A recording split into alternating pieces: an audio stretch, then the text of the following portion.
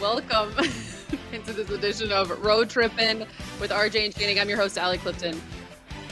Excuse me. What are those? Dude. How about my neighbor helped design these, which is crazy. Really? He was like, "Oh man, I remember starting those." Yeah. These it's like, are who sick. are you? I'm Channing Frye. I played 15 years in the NBA, made millions of dollars. Who do you live next door? This guy that designed shoes. Are those golf shoes? No, dude, they're like high the top bottom. Air Force Ones. I call these my my ice climber joints. Your ice climber joints? My ice Where are you climber gonna? joints. Where are you gonna? Those are fire, bro. You gotta save those and Are then like these put golf them shoes? back in They the box. might be golf shoes. Are they? Oh, wow. Oh, they're They are golf now. shoes. If I'm And gonna they wear are some now. off-white golf shoes, Yo, you'd be the coolest. That means you owe me a pair. fucking- Not golf, but kicks. they're really subtle though. But I like the color. And again, high top. These are super sick. The material is really nice. What size shoe do you wear? 17, 18s. You know what that means. I have big socks. Listen, can we give a shout out to our girl Annie? Can we give her a shout Annie out? is the best. Annie's She lives the down the best. street. Does she?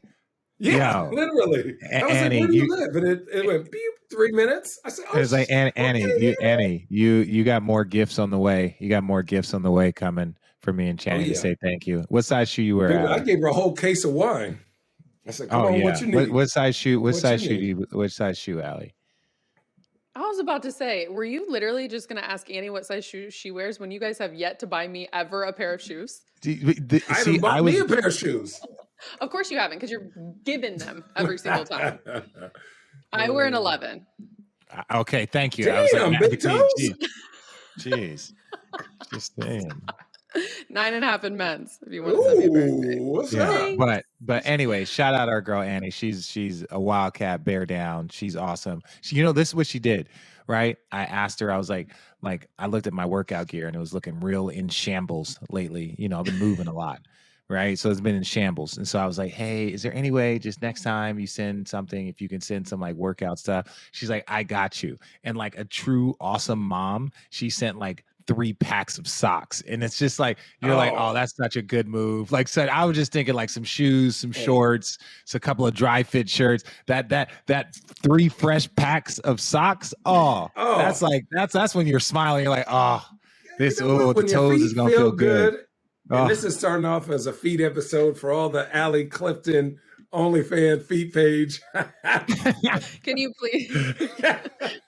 Can you please send me any kinds of tips and tools to be able to execute this process? Because now I'm at a point where when Richard is sending me comments from my picture that involved comments that are being shed towards Channing about me giving away free content, now I'm a little bit like, okay, can we start this?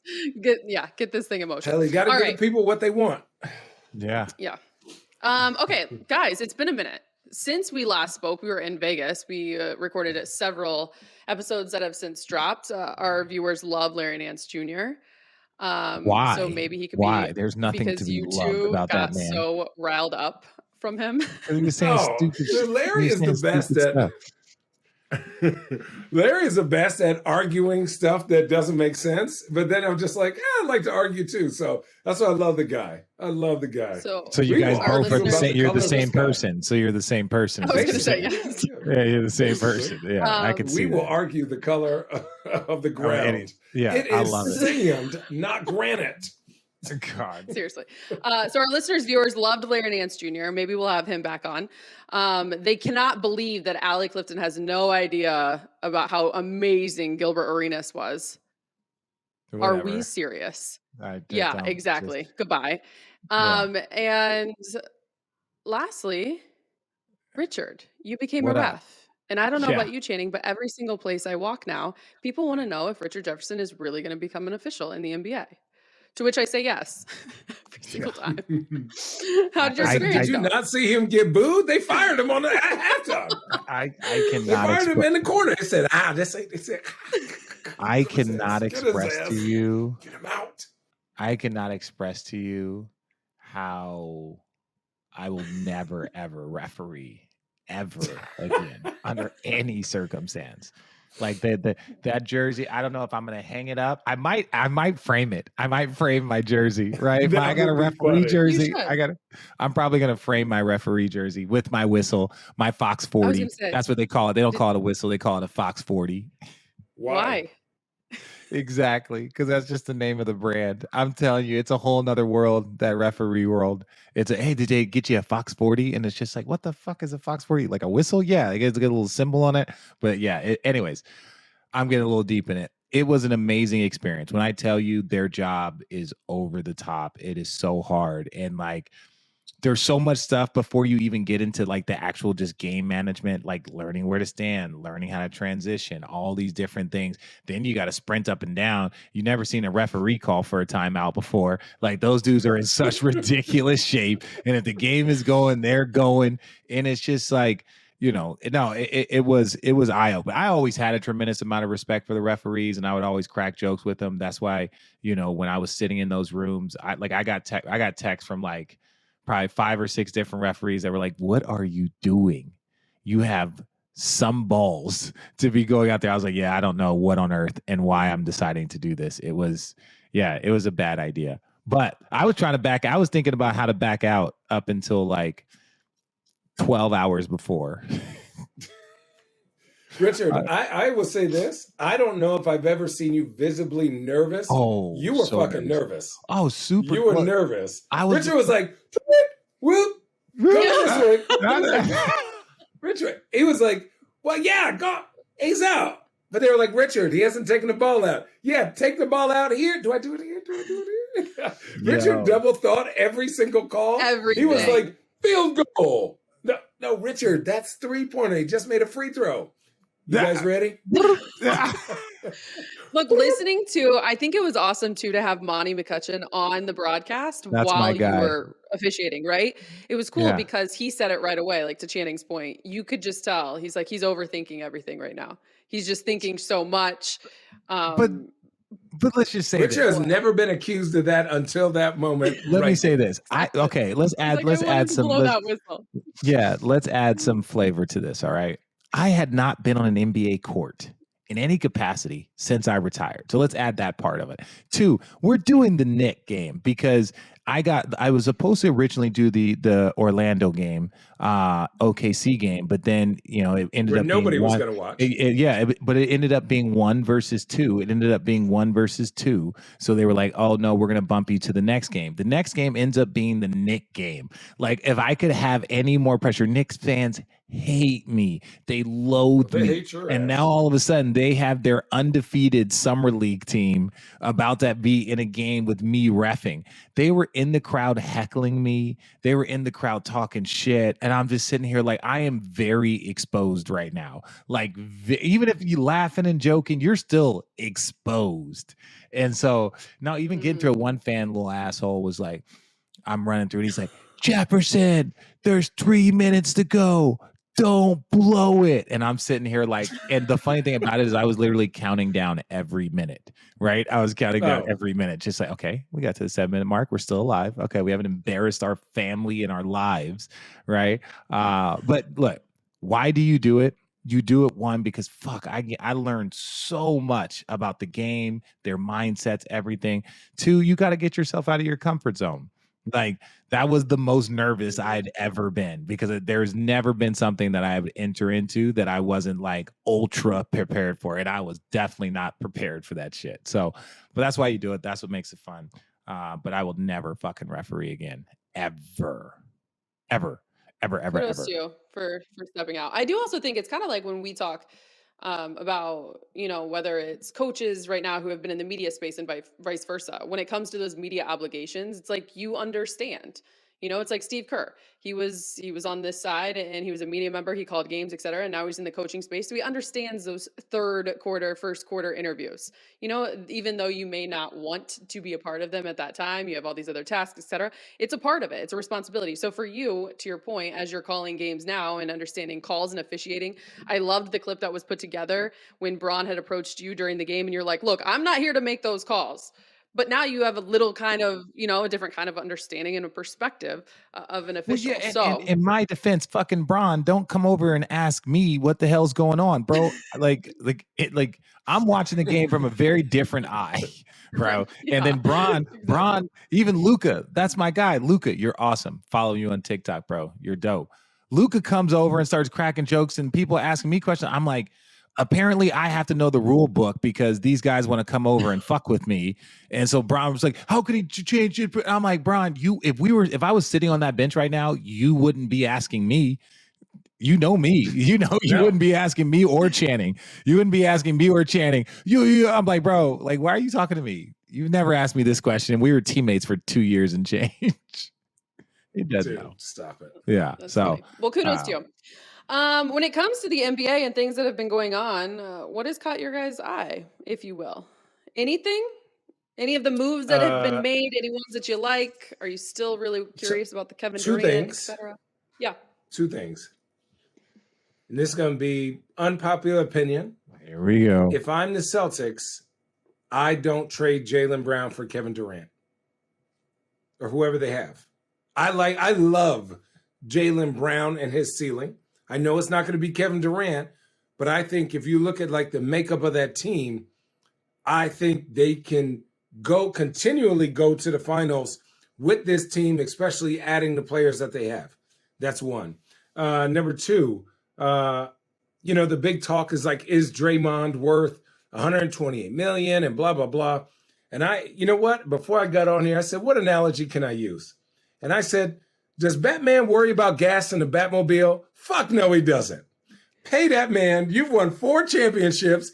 If Steph and Clay are happy, pay that man 130. I don't care. 150. I don't care.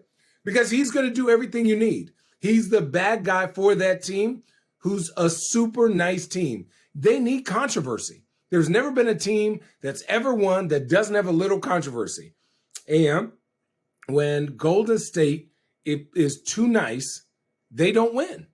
They need to be sort of hated. It's what makes them fun to watch. They're the private school kids that are beating the shit out of everybody. And it is fun to watch sometimes. Well, sometimes you hate them, then you go, damn, they're really good. And this is what the Warriors have kind of shown their hand a little bit, is that obviously they're willing to pay the tax, right? They're willing to pay the tax. This is where it gets dicey, people. They're willing to pay the tax, so they know. Draymond knows this. He's been there for a decade. He knows those owners. If they're willing to pay the tax, and they've been willing to pay the tax, if Draymond asks for his money, that's going to put them further in the tax, right? Whatever.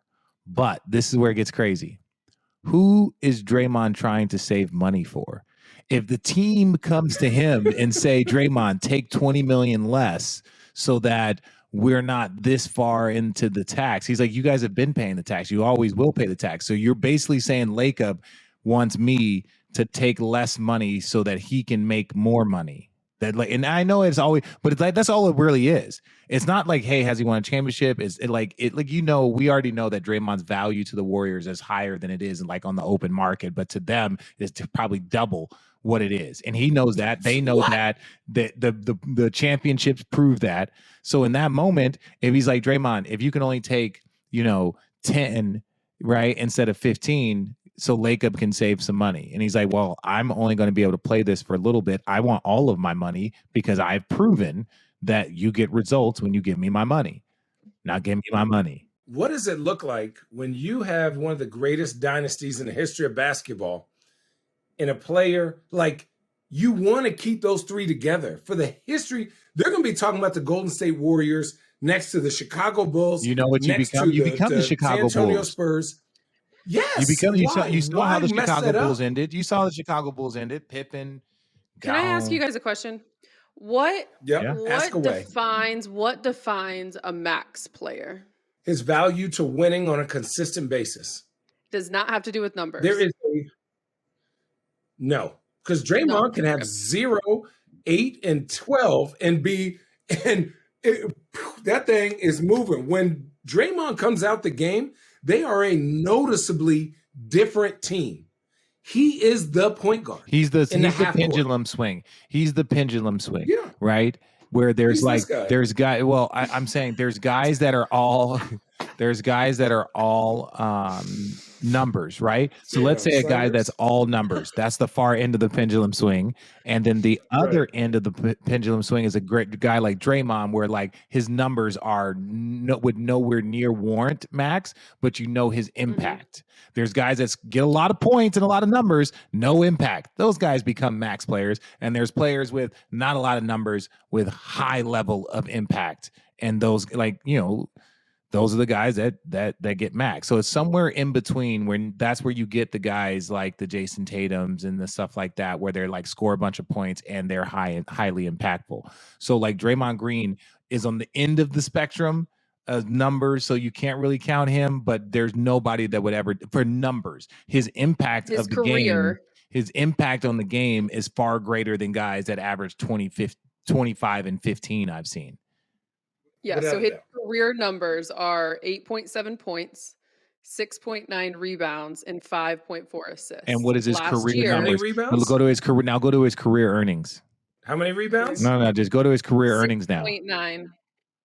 Nice. Where do I find career earnings at? I'm on Basketball Reference. They're probably somewhere at the top. Just say, how much has Draymond made? Career earnings. Man, I'll tell you this.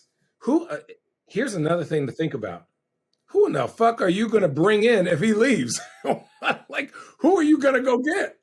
Who are you going to get that knows the system, is your anchor on defense, is your emotional leader, doesn't shy away from controversy, wants to win every single game, sets the tone every single game, right? It's like there are things he does that make them, like, he will. What's his career earnings? What's his career earnings? $129,755,715. So now he's asking for the max. $129 million. That's it. Yeah. Listen. Hear me out. For a Hall of Famer. Listen. Hear me out. Hear me out. Okay, so he's got 120. He's made 130 million. He's about to get another 130 million. So for a guy who averages 8, 7, and 6 is about to be at 200. 6.9. Is 6.9 is about to be at $260 million over the course of his career, $250 million. So you want to talk about his impact on the game? Don't tell me numbers. Those numbers are the numbers that mean something. Yeah, so that's 128 million. $250 million, bro. $250 million. And he's set to make 25.8 this upcoming season. I'm okay with that. If I'm winning championships for what he does and his impact, I am okay with that. When you have Steph and Clay, when you draft those three guys and you put that team together with Steve Kerr, you could see everyone else can rotate, right? They've gone through a lot of different players, but if you keep those three, you're a top 2 team in the NBA almost every single year. Guys that just become way better within that system. Like Wiggins was a giveaway. I won't say giveaway, but yeah, they wanted to get off of him. You're right. I won't say giveaway. Yeah, they wanted to get off him. And all of a sudden now we're like, even myself was like, who is this dude in the NBA Finals? This is Big Wiggly? I said, hey, that's Uncle Wiggy right there, dog. Hey, booming on people. We were talking about, hey, if Steph hadn't had that 50-point game, we were like, hey, just Wiggins in the MVP conversation. Like, he was balling out. You can't get 17 and 19, 15 and 17. Like, he was doing everything in that system because of those three guys. Steph and Clay is something special. Steph, Clay, and Draymond is a dynasty of winning that comes once in a lifetime. Once in a lifetime. Yeah, Lakers. So 128 million. Relax. You're going to be good. Lakers having fun. You've already seen the value of the franchise. You've seen all of that stuff. Oh. How do you guys feel about the trade rumors surrounding Donovan Mitchell? Get him up out of there. I'm tired of watching him in Utah. Still interest include the Wizards, Heat, Raptors, Hornets, Kings, and Hawks. Anyone that you'd like to see him on? Miami. Miami? Why? Who are you losing in Miami then? Who do you want? Who do you want? I think Donovan Mitchell in Miami is going to be real good. They don't think about how Tyler Hero, his effect on the game of basketball as a 6th man. Think about Donovan Mitchell, who's done his thing scoring in the playoffs, has that type. He's been an all-star, max player. add that type of offensive firepower to a team that is solid defensively, where he's going to get a green light and be taking better quality shots around better quality players in a system that is, I would say, tendered toward his style of play. I love it. Okay. I love it. Two guards usually do well. If you're a scorer and you go to Miami, play a little defense. Oh, look who's behind you, and shoot the ball when you're open. You got to pass that ball 57 times in a half court. I was about to say, do you think that culture, that kind of system, I think it's great for him. Would be good for him. It's going to create value for him and his brand, because they're going to say, if you could be successful in Miami, they're going to keep you there, especially if you can put the ball in the hole. In Utah, they're like, well, he's just jacking because nobody else can make it other than Jordan Clarkson. No, but Brian, you do it in Miami. Yeah, Brian Windhorst was pointing out, he's like, look, as soon as Danny took over in when he took over in Boston, yeah, he decided that he wanted to do a rebuild after he decided when he made that he's done a full rebuild. He's gotten rid of everybody and started over before. And if he walked in there and said, hey, look, if we keep Rudy, if we keep Donovan and let go of Rudy, we're still going to be too good, right? And so we're not going to get the picks that we want. I'd rather sell these guys for 5-6 picks a piece. I don't even know if I necessarily want a young superstar. They pointed out like, oh, RJ Barrett to the Knicks. And they're like, would Utah really want RJ Barrett? Because RJ Barrett's going to come into next year. He's going to he's going to average 20 plus a game. The team's not going to be very good, and he's going to ask for a damn near max rookie contract or a high number, and somebody's going to pay him that because he's a very good young player. But like that might not be the immediate direction that they want to go. They're like, we're going to have this guy here, then we're not going to pay him, so are we going to trade him after that? Who knows? But they were saying they might not even want RJ Barrett. Now, all of these things are hypothetical, but if we're just talking hoops and saying that, look, I wouldn't be surprised. They blow it up. They've already seen what they can get for Rudy Gobert. There's a bidding war now for Donovan Mitchell, who seems like a very nice guy, young all-star, all of these things. So, take your time, but I don't know where he ends up. I just know that when you look at how Danny has behaved before and kind of blowing things up and doing that with Rudy, and they were talking about trading Royce O'Neal to the Brooklyn Nets. It was like, yo, that was Donovan's like best friend, right? Like these are things that you're like, hey, bye. Do you think that this is get like on a the jet after the season, see each other? Do you think this is a holding, like trickle down, if you will, until things happen with KD? Some people might target him differently. Right. I don't think there could be a trickle down effect. Right. There definitely is. Let me say there is, just because of like you're limited in the actions from every team. Right. But I think with where it's not is that I think teams might not target Kevin Durant. They might just be like, hey, Donovan Mitchell's the one that we would rather go. Let's focus all of our energy there. But there's other teams that are like, well, we're trying to be a third team for this, and we're possibly this. And so when you got Kevin Durant out there, that's going to slow up everything. I'll be honest. I love the blow up. I thought Utah, good. They look good on paper. They were the most medium team. That's like a burger, no sauce, with no condiments, no bacon, no cheese, burger, bun. Pickles. Oh, hold the pickles. Pickles are the devil's fruit, by the way. Stop it. I add pickles. They're disgusting. But like, blow that up. They're the definition of mediocrity. Like, way to be number one in the regular season and then get your ass beat in the first round every single year. Time. But it was just like, dude, it's time to blow it up. Like, you saw the chemistry wasn't working. They were stale. Like, get a new rebuild. This draft class coming up is going to be very, very good.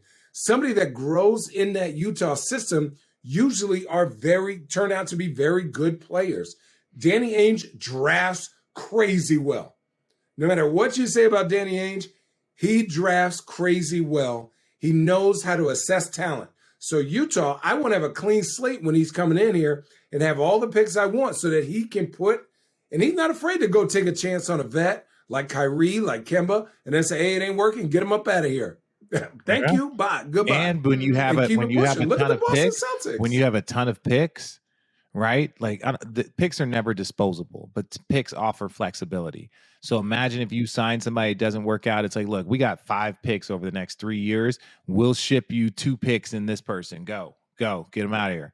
Well, now we got 3 that we're working with. We got, you know what I'm saying? Like it keeps you in a space of like flexibility, because it's like right now there's so many deals that are being held up. Look at the Lakers and their lack of flexibility. They had no picks. Now they have 1 pick. And now it's like, oh, if they want Kyrie, they've got to give up 1 pick or 2 picks. And you're like, dude, well, we haven't had a pick in 4 years. We don't, you just don't have flexibility. So when you get, like Sam Presti, when you get 20 picks over the next, 9 years. Can we talk about that? Like, at what point is that like, can we just, here's a question. Can we talk about, other than maybe Josh Giddey, who's a very solid NBA player, since KD, Jeff Green, Russell Westbrook, James Harden, I can't really remember them drafting anybody of substance. Who? Oklahoma City. Maybe they had a great. Since they blew it up. They had a great stretch. They drafted Serge, and then Serge was one of those guys. That's a long time ago. I know, but then those guys were all on that team. When you're talking about drafting, you're only going to draft when you got those monsters. You're drafting between 24 and 30 every year. That's the only thing. That's why a lot of times whenever Bron shows up, he's like, ship that 24 to 30. That's not going to help us.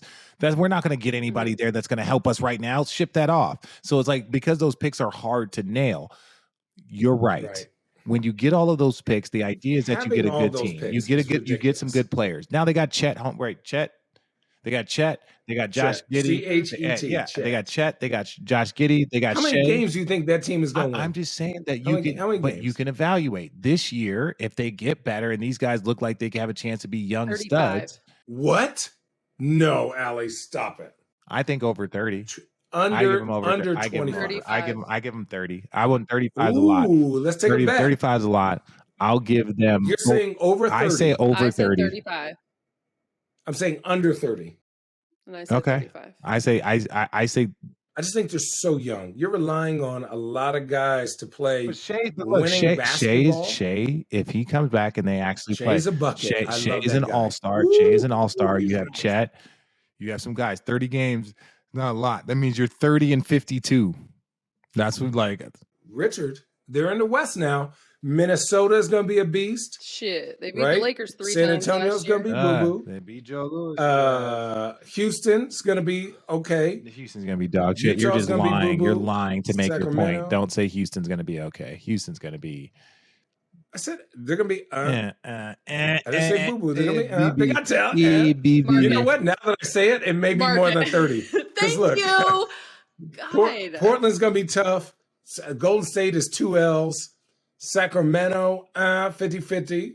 50-50. Don't put them Clippers in the same has 2 L's. Lakers 50-50. Suns 2 L's.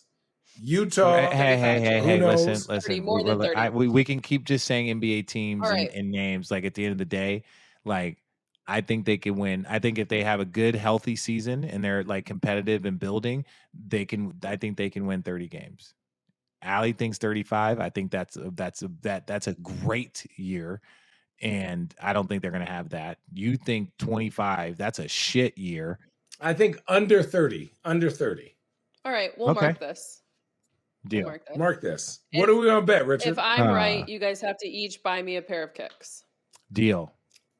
Wait, what is your number? I just 35. Do you listen? Bro, you guys are that's over here 100. throwing out Kenny, spectrums, and I'm Kenny, giving she you a has to buy us specific both. number. She has to buy us both a pair of shoes if she's wrong.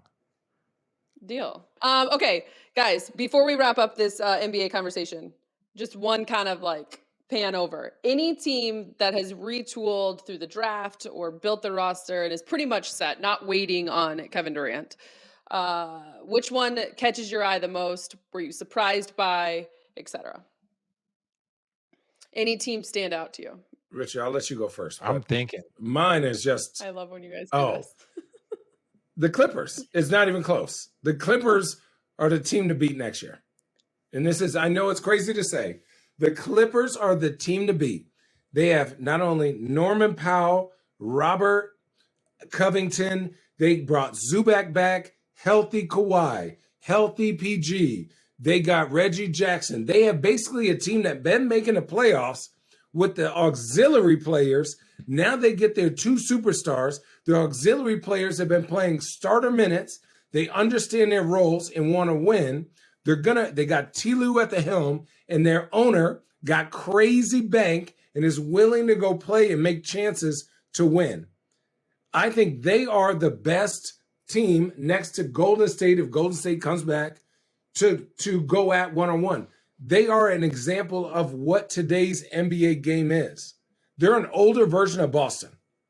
You haven't seen They got 2 guys. Kawhi Leonard play basketball in how long? I haven't seen Kawhi Leonard do anything except smile and laugh. I haven't seen him do that, but he wins championships when he's healthy. If he's healthy, they're the best team in the league. Ooh. No. Bench coaching stars. No, I'm still trying to think of it. Them and Golden State. I'm still trying to think of a team that I feel like has done something that we're excited to see. I don't think I just personally haven't seen anybody.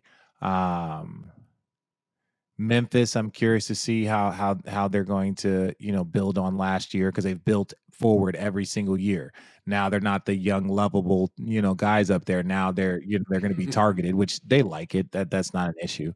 That's it. I'm being really honest. Did they get better? They shipped off some of their better players. Yeah, we haven't seen like the shift. Like, think about what? Jaren Jackson Jr. won't be available until midway through as well, correct? Like December. Yeah, which again is one of their. That's a 6 seed. Yeah, that's what I'm saying. That's a 6 seed. And he's he's now starting to develop some availability problems. I'm not going to say injury prone. I'm just going to say some availability problems. That's a great way to say that. Thank you. I appreciate that. Yeah. He's adverse to availability. Yeah, he's having some availability challenges. And so no. So when you look around this league, I don't really see one that's just like, this team I'm excited to see. I like the Malcolm Brogdon move, but we don't know what Boston's going to look like. We don't know if the tense situation might, Jaylen Brown doesn't seem like a, water under the bridge kind of guy, Yeah. If you're getting traded for Kevin Durant, you better suck it up. I agree. Are you joking? I'm just. It doesn't. Who'd you get traded change for? the emotion. When they told me I got traded for Zach Randolph, I was like, "Oh shit, okay. Where am I going? Portland? Oh shit, what's in Portland?" And now I'm stuck in this motherfucker. Now you love it. God, you just sounded and looked like Logan so much. He looks like me. Okay, same. Having said that, guys, moving on to some pop culture things, if you will. Did you guys see the viral video of the chess playing robot and the 7-year-old boy? No. The one where it broke his hand? Yes. No. A robot. I would have fucked that robot up. A video went viral of a chess playing robot when it reached across a desk and broke a 7-year-old boy's finger during a tournament. I've watched the video. It is pretty wild. The kid was moving his pieces too fast and the robot didn't like it. Okay. The tournament officials sided with the robot, saying the boy interrupted his turn. So it is pretty wild. The boy did come back the next day. He finished the tournament with a cast on, but nonetheless, a robot broke his finger. Can I see the video? Are we not in fucking Skynet right now? What's up, conspiracy I will pull theorist? up the video. So as we're waiting on that. God, Richard, the robot said, hey, homeboy, stop playing them pawns too quick before I snap your finger off. Having said that, do you think we'll ever see robots playing basketball one day? And do we have to realize that the Skynet is officially a reality? No, we don't have to. We're not going to see robots playing basketball. You don't think so? No. Oh, for sure, Allie. I'm I know you are. Go back to episode 3 of the podcast where you and Kyrie dive into strong conspiracy. Oh, can I tell you one that I've heard that was kind of crazy? Sure. Hang on first. Here's the really quick. Okay, Rich, here's the. Okay, so Channing, what did you hear funny or interesting about a conspiracy? Because you think robots will play basketball. And I want fans. Well, I think if you listen to some of the smartest people in the world, they've always been like, I have to talk to the government about how fast they're creating artificial intelligence. And like all of them across the board have made references towards like, hey, we need to do this within a certain, with certain parameters, blah, blah, blah. But I'd love to hear the fan feedback of the newest conspiracy theories that Area 51 is not where aliens landed. It's where there is a doorway between dimensions. And that is why we're not allowed to go there. So Area 51 is where they created, like there is a doorway between different dimensions. And that is why it's like, oh, there's aliens there. There really isn't. That's a doorway to somewhere else. Can you please take us there and let us know? You just, I know. you I'm just, not fine with that. They'll shoot you on the spot. You just, What else in America they're going to shoot you on the spot? So you just like this idea. You're like, oh, that's a cool idea. Like, not that you like rationally think it. You just think Believe that's it. like a cool idea. You're thinking, oh, that would be cool. So like Dr. Strange, I think of this. Like to the multiverse. No. We're not trying to like cartoon it. But you would have to ask me the question of, do I think we're alone in the universe, in our universe? Okay. Right? Which I think no. And then you would have to say, in our vast amount of universes, or to understand the concept of there is as much, the universe, there's as many universes as there are grains of sand. So if we are one universe, and there's as many universes as grains of sand, what type of attitude would that be? Now, do I ever think those people would ever be able to see us? No. We believe in wind, even though we can't see it, right? Like things move without us understanding. Like there are things that happen on Earth that are unexplainable. So why would that not happen across the board throughout the world?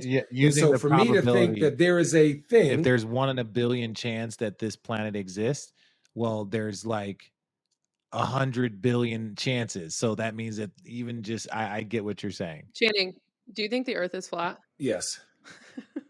No, I do not think the Earth is flat. Oh, I don't. I have not seen the Earth from a spaceship, but I do not think the Earth is flat.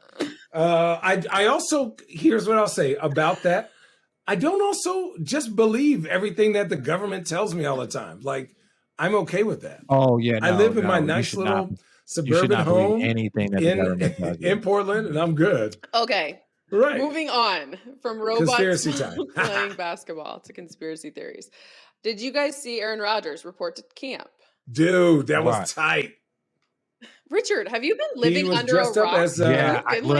Look, after the so after the referee thing, look at his plan. Look at his plan. After the referee thing, I deleted all my social media, so I'm not on like TikTok, I'm not on Instagram, I'm not on Facebook. Like, how good does that feel? Wait, so then who's responding on all your stuff? First of all, let me say this. Let me phrase this. I took it off of my phone, so I don't have it. Do I still have Twitter on my iPad? Can I like look at Twitter and like respond? Okay. Can I still do that? I was about to say someone's in your stuff. Yeah, no. So like I still have I still have access to like my if I'm sitting on my iPad, I can like look at tweets.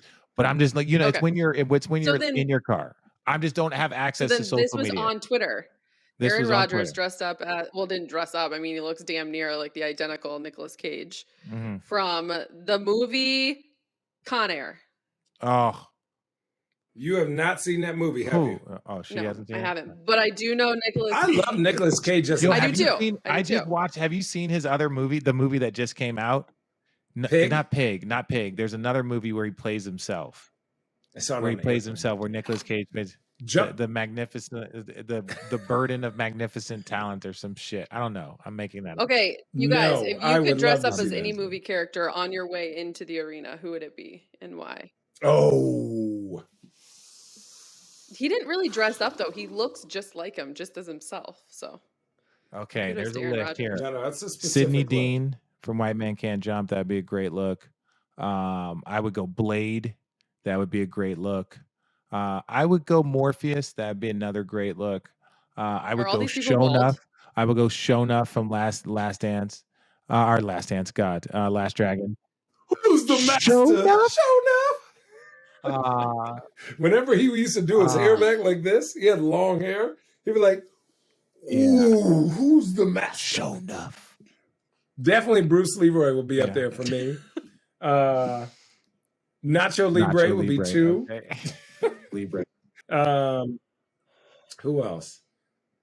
I would have to say James Bond, just to be fitted in a suit, looking delicious and nutritious. I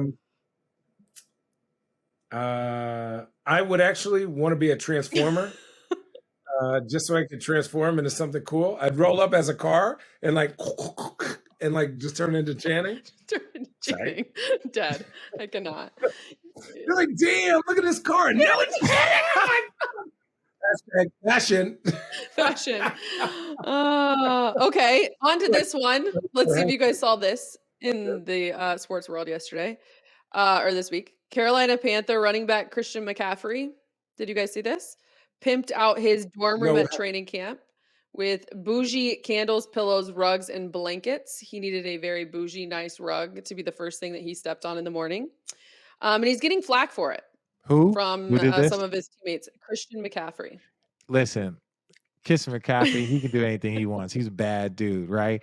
My thing about this, and I think me and Channing, we both live by the same rule of whatever it takes for you to do you and be you, do it. I don't give a shit. If you want to wake up and you want to smack yourself in the face and poke yourself in the eye, and that means you're going to go run 2,000 yards this year, go do it, bro. Like, who gives a shit what other people think? Do it every day, though. You got to smack the shit out of yourself every day. Don't smack it on Monday and not Tuesday. I will do it for you. Like, we trying to win. That's what you need. Yeah, if that makes you want to wake up and do getting your feet. Allie, nasty. What his toes got to go through as a running back, right? What his toes got to go through as a running back. If he's like, yo, the first thing I want to touch is like a soft carpet, that makes me just like the day's gonna be okay. Okay. I hope it's bear. I wish he had a bear. Let me ask you. Like a black bear that he killed. Ooh, did you see that controversy too? Who would win? A grizzly bear or a gorilla in a fight? Who you taking? Oh, a gorilla. Not even close. Really? Not even close. Not even close. That's not true. That's not true. Not even close. I don't think that's a close answer. I think a gorilla. I don't think that's a close answer. A grizzly bear is 2 feet Imagine taller. A gorilla has both hands and feet that are hands, eyes, done. Boo! Have you ever seen King Kong vs. Godzilla? King Kong was beating the shit out of Godzilla for a second.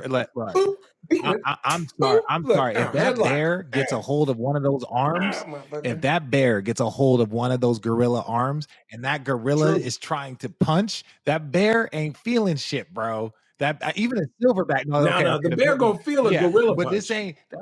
I'm sorry. I'm picking a pissed off grizzly bear over a silverback.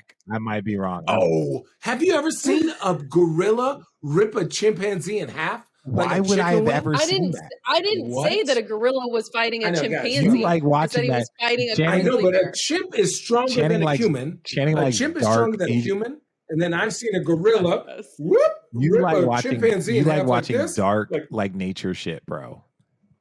He likes watching dark. See, for sure. Nature is Meadow is my favorite. Yeah, his face, dude, it's the best. I love to see it because I go. He's like, hey, yes, I do. He likes. Here's why I do it, because you know what? And Allie, this is for you. Sometimes my intuition says, why are they going near that animal? It could bite you. And then I look, it bit the shit out their ass. And I say, you know what? I'm in tune with who I am. I just want to look. Remember the motherfucker that got beat up by the bison? They let their little kid run towards 1,000-pound big ass cow with horns. That's angry. First of all, that's just being stupid. That's no intuition. That's just being stupid. Get. Listen, Allie, there are certain tendencies I try to lean against. If there's a fish in the water, I'm gonna let the fish be fish. I'm gonna step out the water. That's his space. Okay? Crazy birds? No, I don't want none of that. I'm gonna get him a tent. Right? Or go in my house. Do you remember on the bus leaving Orlando, Channing, when Dwayne was talking about how he has a fear of birds? Wade? Fears birds, like one of his most fearful. Yeah. Okay. Lastly, back to really quick, Christian McCaffrey. So, who's the most bougie teammate you guys have ever had?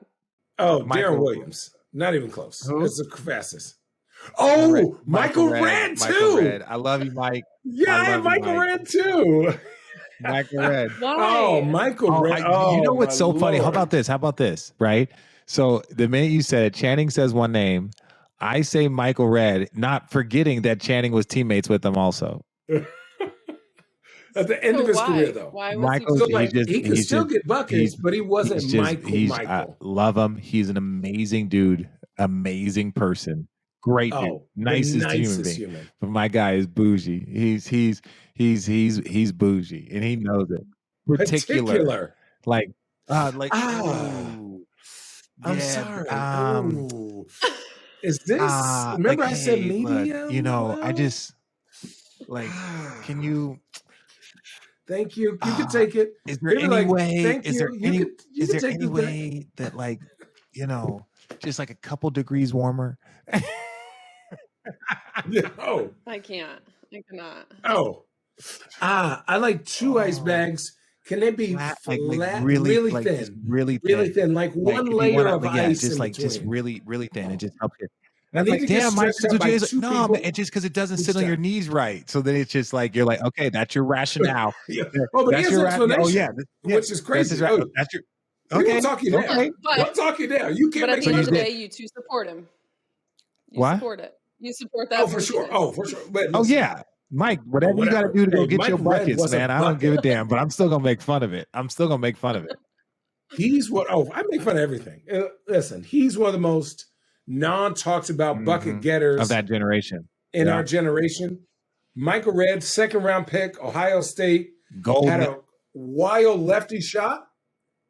Buckets. You guys. Richard, I think this is mainly for you because I didn't see Channing's expression about this.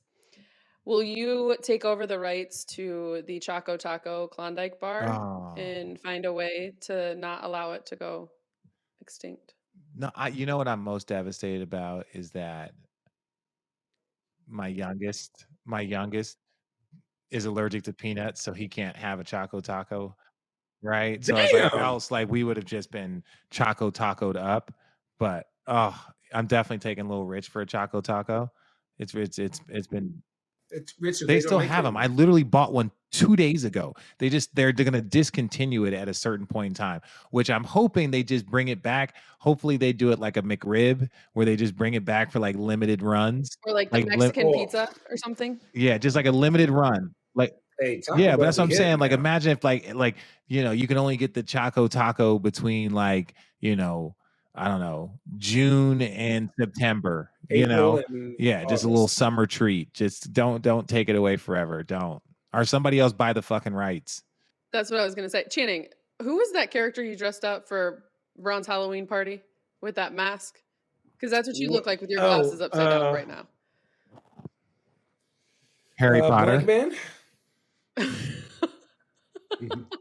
Gryffindor.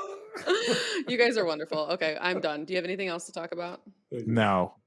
Anything else to get off your chest? Nope. No, you feel good. Oh, Rich needs to go night-night. Richard needs a little nap. Steph needs to put you bed night-night. We go night-night. Okay.